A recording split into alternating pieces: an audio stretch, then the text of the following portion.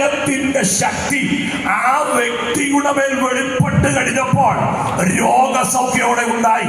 ഇന്ന് പകൽക്കാലം ഞാൻ ആത്മാവിൽ പറയാം, ആത്മാവിന്റെ ദാനം പ്രാപിച്ച ദൈവജനത്തോട് നിന്റെ മേൽ ചില സാക്ഷ്യം വേണം.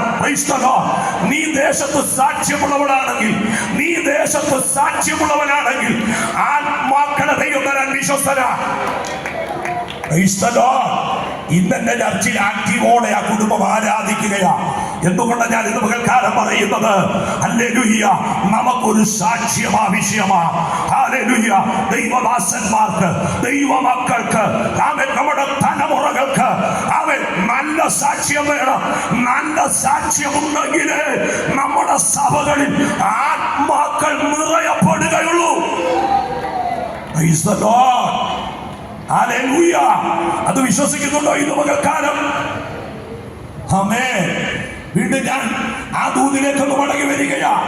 ഏലിയാവോട് പാർക്കുമ്പോൾ ആ വിധവ പറയുകയാ, നീ വന്നത് ഞങ്ങൾക്ക് ഉപകാരമാ, ഞങ്ങളുടെ ശൂന്യതകൾ മാറി. ആമേൻ, സ്തോത്രം. ആ വീട്ടിൽ പാർക്കുമ്പോൾ ചില ദിവസം കഴിഞ്ഞപ്പോൾ എന്താ സംഭവിച്ചത്? മുകളിൽ ഏലിയാവ് പാർക്കുമ്പോൾ താഴെ ഒരു നിലവിളി, അയ്യോ പോയേ പോയേ. ആര് പോയി? ആമേൻ, മകൻ മരിച്ചുപോയി.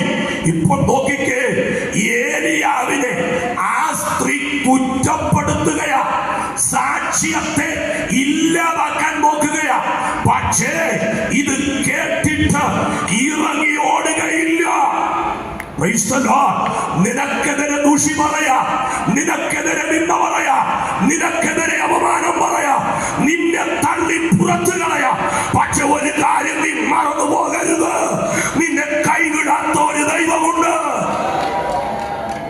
ശ്വസിക്കുന്ന എത്ര പേരുണ്ട് സാക്ഷ്യം സൂക്ഷിച്ചു? Price the lord. ഏലിയാവ് ഇറങ്ങി ഓടിയില്ല. ഏലിയാവ് അവിടെ തന്നെ പാർത്തു.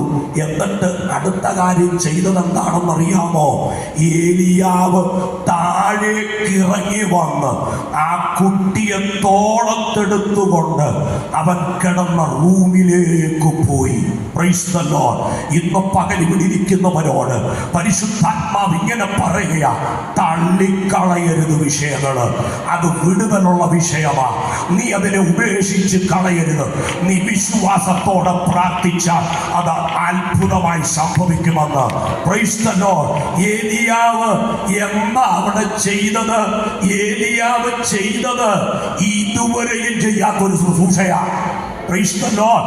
ഏലിയാവിന്റെ മുൻകാലത്തും ഏലിയാവിന്റെ പിൻകാലത്തും ചെയ്യാത്ത ഒരു ശുശ്രൂഷയാ ഏലിയാവ് അവിടെ ചെയ്തത്. ആത്മാവിന്റെ ദാനം പ്രാപിച്ച ദൈവജനത്തോട് ആത്മാവിന്റെ പകൽക്കാലം ഇങ്ങനെ പറയുകയാ, 26 തമ്പുരാൻ നമ്മെ കൊണ്ട് അങ്ങനെ ചില ശുശ്രൂഷകൾ ചെയ്യിപ്പിക്കുമെന്ന് വിശ്വസിക്കുന്ന എത്ര പേരുണ്ട്? ഹോസ്പിറ്റല് തള്ളിയ വിഷയം